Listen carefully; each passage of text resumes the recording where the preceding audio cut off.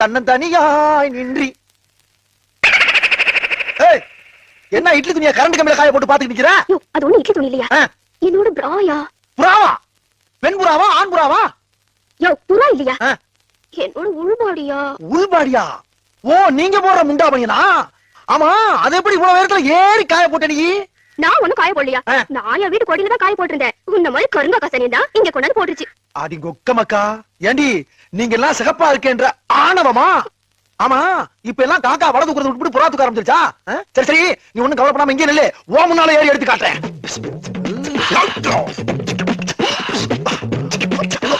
ஏண்டா வீரமுத்து, கொஞ்சமாவது அறிவு இருக்கா? ஏண்டா கரண்ட் கம்பத்துல ஏறிய சாக்கடிச்சு செத்துற மாட்டா? ஏண்டா வெண்ண, என்ன என்ன கிறுக்கு மாக்கா நினைச்சியா? இம்புடு காண்டு சிட்டுக்குருவி இந்த கரண்ட் கம்பியில உட்காந்து கபடி விளாண்டு போகுது. இவ்வளவு பெரிய உருவத்தை என்ன பண்ண போகுது இந்த கம்பி? வேலையை பார்த்துட்டு போனா டுபுக்கு.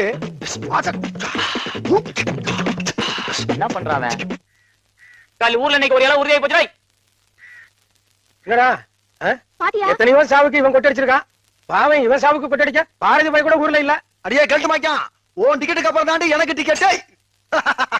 அடியே குள்ள கத்திரிக்கா, இந்த வீரமத்தோட வீரத்தை இப்பயாவது பாத்துக்கடி. வீரமுத்து, போஸ்ட் மரத்துல தொங்கிட்டு இருக்க பார்த்தா முருங்க மரத்துல பேய் இருக்க மாதிரி தெரியுதா? பேயா?